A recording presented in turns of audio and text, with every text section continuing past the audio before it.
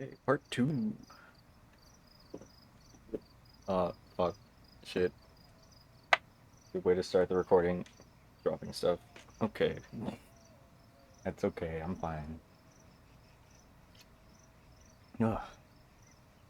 Talking for like 30 minutes is harder than it seems. Lots of water. Anyway, let's keep going.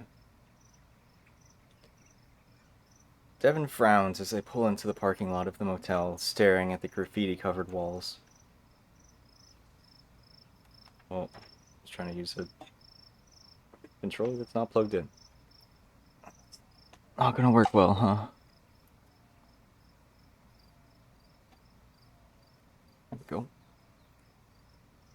The cartoonish caricatures have a way of cheapening this experience, like this is only a stupid haunted house attraction. So this is home base, huh? Devin rubs the back of his head, feeling self-conscious after talking this place up for so long. It didn't look this bad in the pictures. People never have respect for the stuff like this. I don't think it looks bad. I love street art like this. It just makes me feel less alone, like a lot of people have been here, and we're just fine. Actually, keep an eye out in case one of them is lurking around. All the graffiti artists I knew were really nice. It's not nice to do it in a place where a bunch of people got killed. Well, I think a lot of people would disapprove of what we're doing, and I know you're nice. So just lighten up a little. Ow! Jeez. Cameron walks past the bear, slapping him hard on the ass as he does. Devin raises a brow, not sure what to make of Cameron's high spirits. They just had one of the heaviest conversations of their relationship, and, well, maybe that is why. Cameron was feeling more comfortable being honest and open with Dev, then that could only be a good thing in the bear's mind. After returning a much harder ass slap that makes Cameron yelp, the bear joins him in exploring the area. Considering the motel is supposed to be the most haunted building in Echo, Dev had thought it would be a good idea to set up base there. Specifically in room 12, but most of the numbers are missing and most of the heavy metallic doors are locked. Even though they're all dented from what looks like the result of a literal battering rams. Well, they sure seem to care a lot about boarding the place up. They probably got tired of dumbasses crawling in and getting hurt.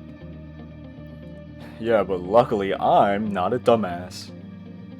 Hey, what about me? Well, I don't think a music degree will help us in this situation, but you're still pretty smart. Oh shit, that's right. You majored in mechanical engineering. And you work at the most valuable industrial automation company in the country. Yep. Devin is a little taken aback by just how cold Cameron's response is. Well, go on. Your classes in dynamics and calculus-based physics should figure this out for us. Cameron's voice drips with sarcasm, and Dev can only assume he's making fun of the way the bear had tried to impress him with his coursework during their first dates. But Devin tries to salvage the earlier good-natured mood. Well, I could probably break those boards as long as I move my fist at a high velocity. You see, the amount of kinetic energy. Dev's half-hearted teasing trails off. Never much liked the outright disdain his fellow STEM students had for the arts and soft sciences. It's just that it would get Karen riled up, and that was funny. In college. Now Devin just feels like a dick. Besides, Cameron's ability to understand and play music is basically magic to the bear. Devin's grasp of music is surface level, and he's slightly tone deaf to boot. Cameron would never point it out. He'd just sing along and attempt to harmonize. And while Devin had been offered his six-figure salary career before he even graduated, he had watched Cameron's dreams of working in the music industry slowly evaporate over the past 3 years. Now Cameron is working at a call center he hates. The bear had thought himself to be so smart in college, and yeah, he did alright. But now he's becoming more aware of what a dumbass he is when it comes to communicating with actual people, with his literal boyfriend. He needs to apologize for this one. The bear clears his throat. Yo, Cam. Dev shuffles up to the coyote, but before he can say anything, Cameron just points at a door. See? Number 8. And the door over there is number 3. So counting in this direction, Cameron's frosty demeanor is completely gone. 10, 11, and room number 12. And wouldn't you know it, it's open. Ah, sweet. Thanks. I went to college. Now, I'll go in first to make sure everything's clear. What? I don't know, squatters? Well, get ready to find a dead squatter, because how the hell would they survive? Actually, he just reminded me that there are a couple of creeps that live here, like stubborn locals that won't leave. At least that's what a post from like. At least that's what a post from said from like 2 years back. What? I don't like the sound of that. Are they dangerous? From what I gathered, they're more of a get off my lawn variety of creeps. Those types can still be dangerous. No one's been killed by them yet, then I think we're good. But like I said, I'll look out for you. Dev lets out a mock growl. I'll make them permanent residents of Echo. And by that I mean dead ones. Devin. Now Devin can tell that the coyote really is upset. What's wrong, babe? You told me no one lived here. You said that a bunch of times. Cameron, it came up so few times on the forum, and posts I remember were really mundane. I honestly just forgot. Alright. Devin stares at the coyote, waiting, but he doesn't say anything. Cameron, is there anything you want to tell me? If there is, I'm still hoping you'll be open like you said. I know. Hey, it's all good, man. It's not like I'm expecting you to just share everything on your mind now, but I'm here to listen if you want to talk. It's just hard to explain. I guess the fact that there are real people still living here does make it a little scarier.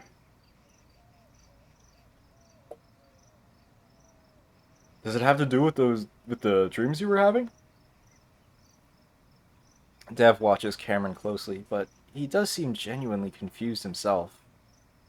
Kind of, but they were weird. I don't think they were really meant anything.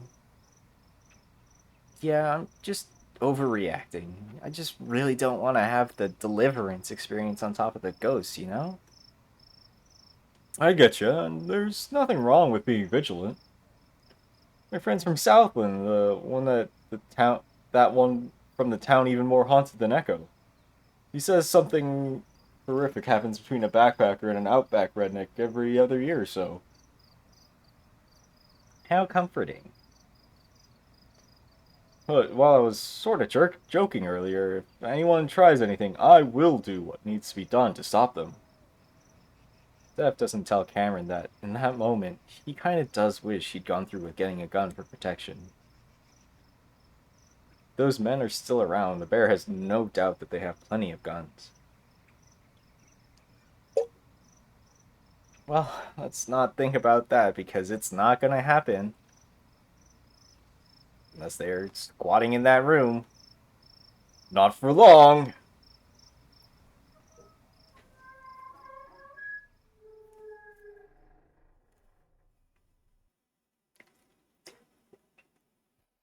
The bear's exaggerated bravado becomes genuinely cautious as he opens the door. The room is hotter than it is outside, as if it were magnifying and trapping the heat. Okay. Yeah, this is doable. Hey, Cam, all clear. Aw, no murderous hillbillies in the... Oh, gross! What were you expecting? We just need to straighten it out a bit. Look, there's even a mattress over there. Wait, we're not gonna use it for sleeping or anything, are we? Why do you think I brought the sheets? Oh, I am not sleeping yet. Kidding, kidding. Those are just to give us the... Those are just to give us to... What? Yeah. Those are just to cover up the disgusting places we might sit. I already told you I have a room booked in Peyton. And we'd better use it, no matter how into this you get. Of course, but we might as well make this place as comfortable as we can, anyway. Cameron is quiet, and Dev turns to see him staring at a plethora of rusty nails on the ground around the window and mattress. Your tetanus shot is up to date, right? That's a great question. Yeah, great. Just don't puncture yourself on anything. I'll try to clean those up at least, along with all the other sharp, rusty things on this floor.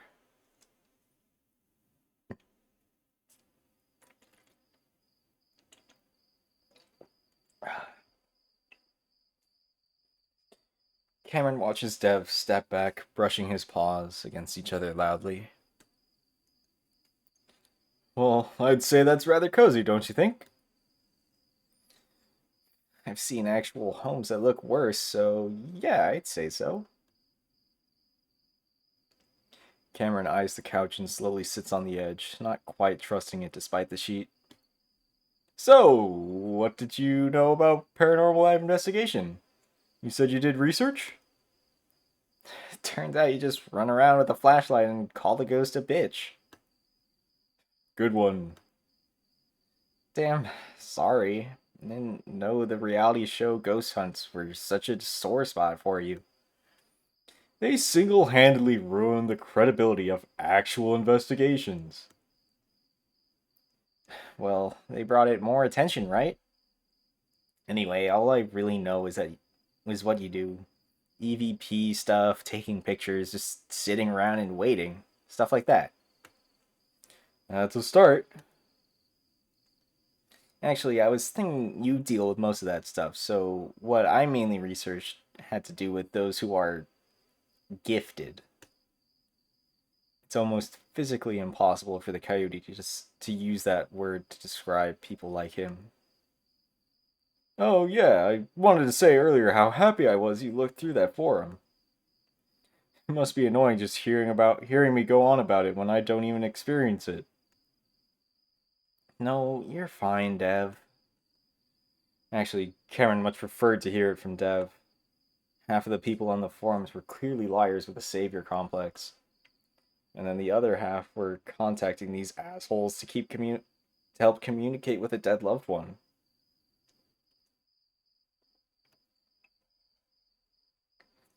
Cameron couldn't stomach it and just ended up looking at a blog that seemed a bit more legit.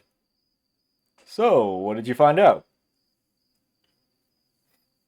The way the bears lit up now that they're talking about investigating reminds Cameron that he needs to at least try. Well, according to these psychics, it's pretty simple if you have the extra sense. First, approach the location with clear intentions. I'm here to see or hear something from the past.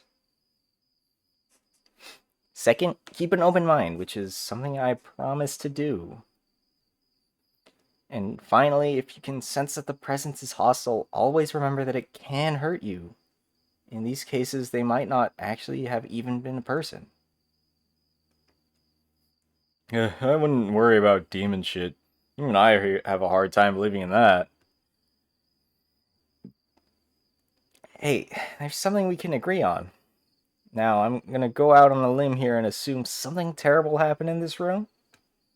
Uh, why else look for a specific room, right? I don't want you to tell me what happened, but I also assume this is a bit of a test. Well, I don't want to call it a test. I'm gonna be recording and looking for the things that happened in this room, too. Just thought you might want to see if you sense anything and compare it to what actually happened. I think that's a good idea. I'm just gonna do some light touch sensing, I think they call it. So I won't see anything, but just sense what might have happened.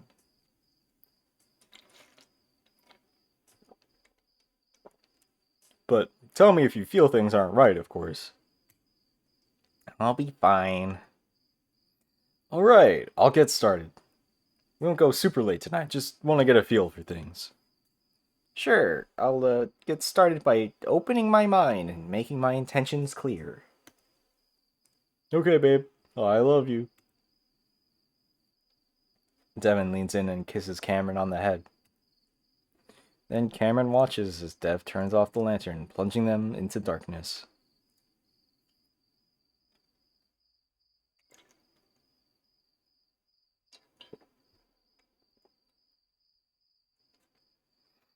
Looking around equipment while trying to be quiet about it quickly gets Devin sweating through his shirt. He hadn't really thought about the heat, even when Cameron was complaining about it, but his shirt had been plastered to his fur, and he had to take it off. He's making the extra effort not to disturb the coyote because Cameron seems to be really trying. His eyes closed and ears up. Devin didn't even need to ask him to take out his phone so he could record audio. He just did it, and to Devin, that just proves how much Cameron wants to do this. As Devin goes about testing his equipment, Cameron shifts and mumbles something. Dev perks up. Hey, hon, I'm right here. You alright? Hey, I need to get more comfortable. At the same time, he adjusts himself so that his feet are on the suitcase in front of him. Okay. Something about Cameron's demeanor is bothering Devin. And Cameron's words were a little slurred, and he does seem kind of not quite there. Should he pull him out of it? Devin had never seen a psychic in action before, so maybe this is normal, like a trance. He hopes it's normal, because even if Devin can find his answers, give them up for Cameron to discover he isn't psychotic. As he's fiddling with this EMF sensor, dread suddenly clutches at his chest. What if the opposite happened, and Cameron really did lose his mind? Like when his mom got psychosis. If that happens, Devin only now realizing that he would be responsible, and how could Cameron forgive him for that? How could he forgive himself? Shit. Dev hisses under his breath. What the fuck is he doing bringing his boyfriend to this room where that happened? He was usually alone or with friends when doing these investigations, and his want to see something always overpowered the fear. He just assumed Cameron would be used to scary shit, especially after he described that flat-faced creature in a raincoat that he'd been seeing since he was a kid. He just assumed. Why is it only now that he's realizing what the consequences can be? Well, it's because the things Cameron had told him by the lake had changed a lot of things in the Baron's mind. This isn't something a loving partner does to another partner. He's fucking using Cameron for his own selfish reasons. Devin knows that the coyote has some kind of ESP abilities, but that didn't mean he didn't also have other issues that could fuck him up. It didn't mean that possibly seeing these awful things wouldn't cause him to develop more issues. All the wind taken out of his sails, Devin stares at the ground, thinking. Then he gets up and paces for a bit, beginning to make up his mind, deciding that right after this, they're done, no matter what. The bear looks at the closet, the one where a wolf from the Meseta tribal council hung himself in the early 90s. If only he could see one thing, just one sliver of proof that she's okay, and on the other side he'd be at peace with all this. really, the biggest hurdle ahead of him is the embarrassment of ditching his plans and figuring out how to tell Cameron why. Dev lets out a shuddering sigh, standing in the closet looking at that bar, wondering if it's the same one that the wolf used. Devin feels something. Not a good something. A chill runs up his spine and suddenly he's shivering. No way. It's actually happening. Holy shit. Holy shit. That's all he can manage to say. It's happening. But it feels so wrong. Then a fear that he's never known before takes over. He wants to turn around. He wants to call out to Cameron, but it's like something is around his neck holding him in place. Then he hears a terrible sound behind him.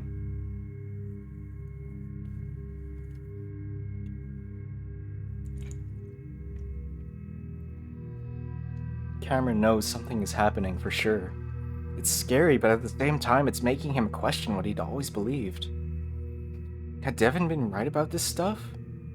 Had he just misunderstood himself for so long? He could sense someone, nothing like the monster he'd seen in the past. Instead, this was a man in a suit with a bolo tie. He was sad, he was angry, and he was terrified. Cameron knew this was often what psychics described when talking about sensing people from the past. You feel their most intense moment in life. This man, this wolf, he's going to do something terrible. And while Cameron is marveling over this, the wolf suddenly changes. At the same time, Cameron feels his focus turn to him. This gives the coyote pause because now this presence was trying to interact with him. Was this right?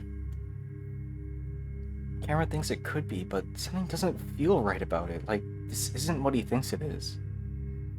But he supposes that anyone doing this for their first time would feel it to be strange. Maybe he was doing the light sensing wrong. The point is to listen to the past like a recording. This direct communication is scaring the coyote, but this could be his chance to answer Dev's question. And his own question, for that matter.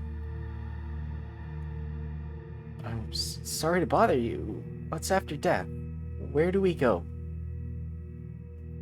It feels stupid and clumsy, but it's all that comes to his mind. So Cameron asks it over and over. There's a long, empty pause. And then something like a cackle. It almost sounds fake, like a Halloween toy. But it's dark, mean, and it's making fun of him.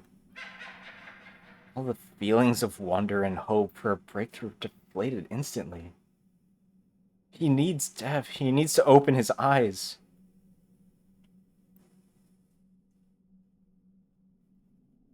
Cameron's eyes are heavy, and he can barely focus. Something has gone terribly wrong. This presence is evil, malicious. This isn't a person.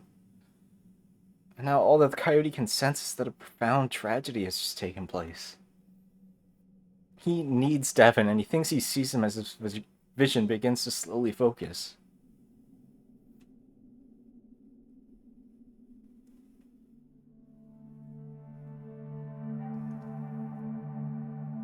At first, Cameron doesn't understand what he's seeing. How is Dev standing like that?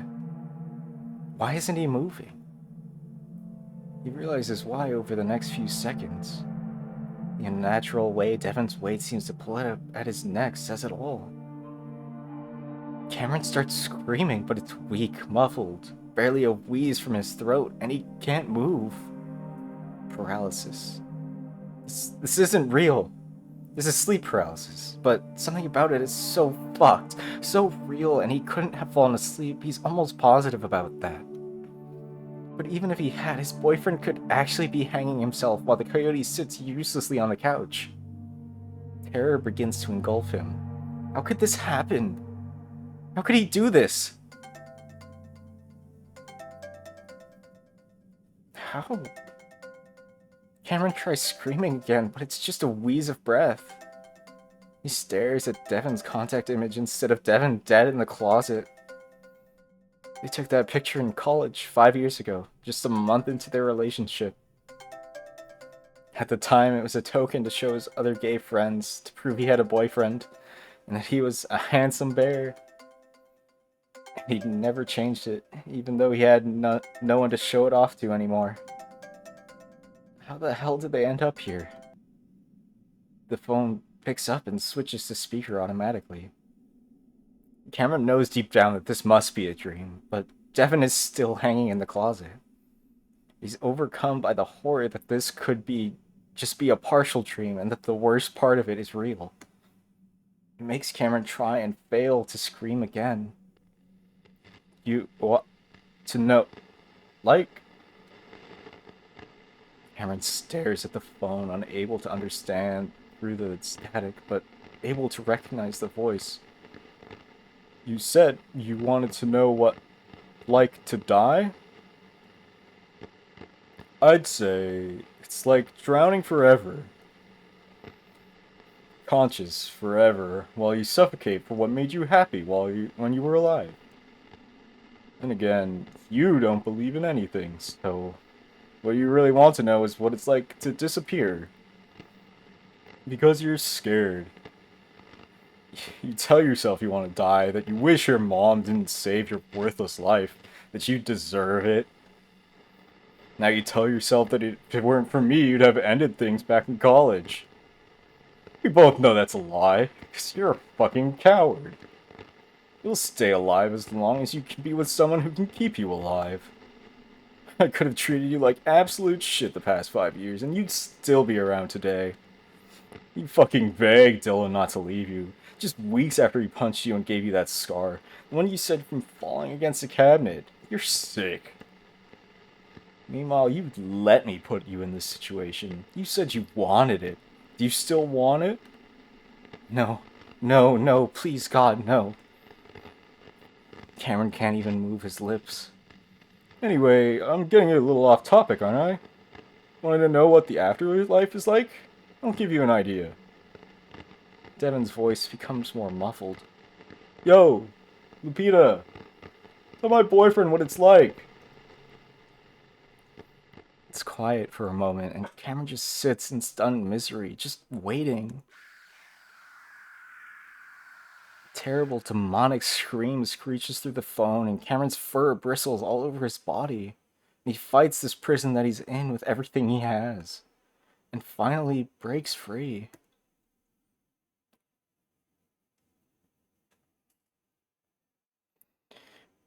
It takes Devin a moment to realize the terrible sound is coming from Cameron. He's never heard him make a sound like that before.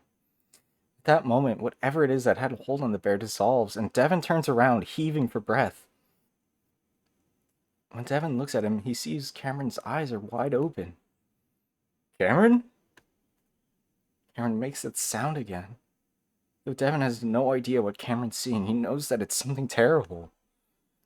Devin feels himself beginning to panic. Baby, please, what's happening? Cameron just stares back, and Devin finally snaps. I need to get some water. Just a minute.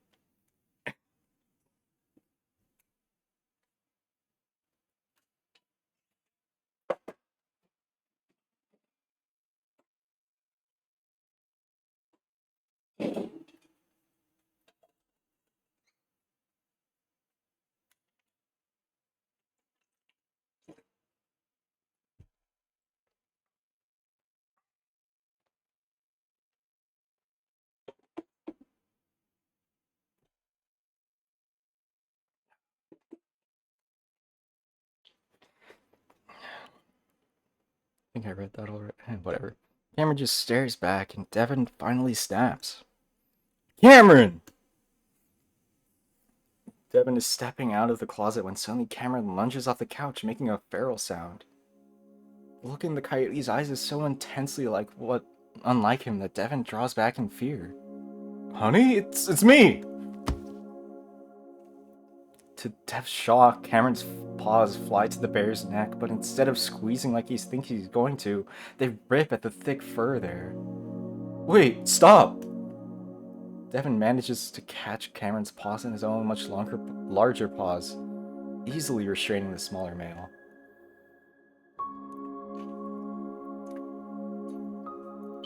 Cameron continues to stare at Devin's neck, seeming to search intently. Then he looks up at Dev's face.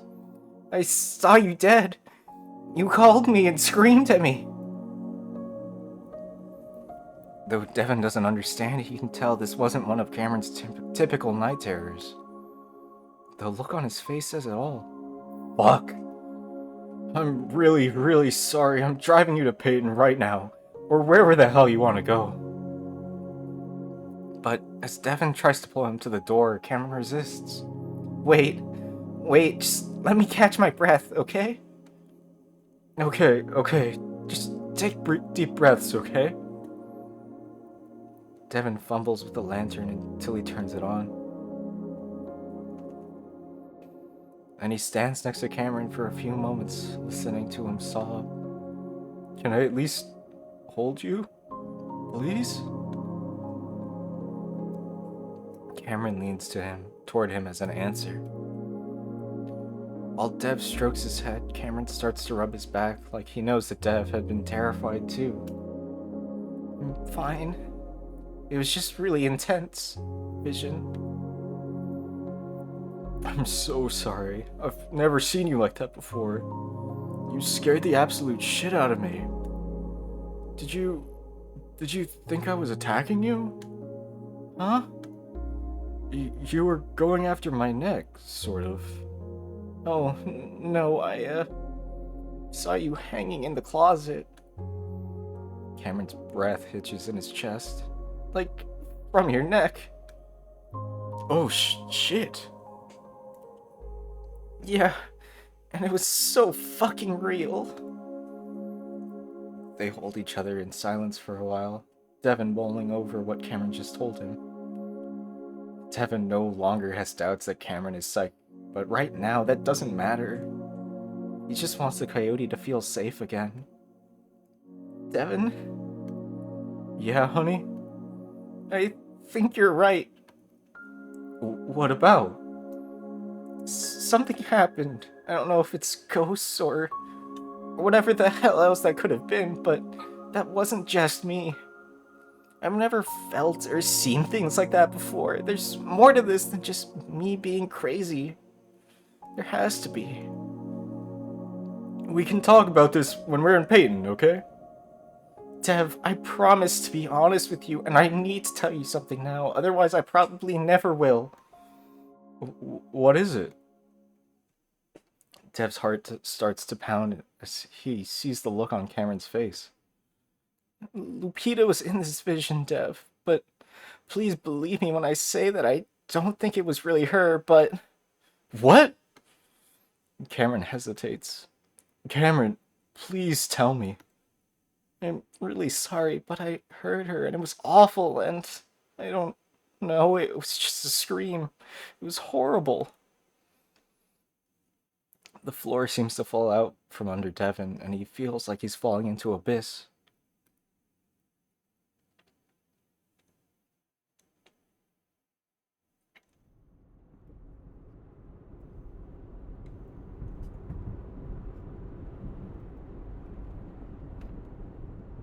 See, I think that's a good scenes break to stop part 2.